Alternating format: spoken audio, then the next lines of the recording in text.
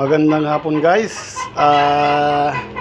Farmers Manananggot po na medyo nag-unwind at nagpunta uli sa Taal Lake, sa dagat. At ito po ang mga nahuli ko. Ito pong malalaking ito, yan po ay mga huli ko sa pana. Mayroon pa naman pong ibang mga halos 3 kilo po nahuli ko sa pana. Mga magandang klaseng isda guys, ang sarap mamana. Meron pa yata itong karpa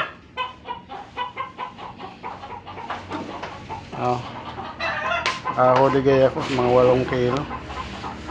Hinati ko nung aking kapatid, buti naman at nakahuli kami kahapon. Kakaunti ang huli namin kaya kami bumalik, bumawi kami ngayon. 8 kilo na huli namin guys. Thanks, please like and subscribe. Thank you.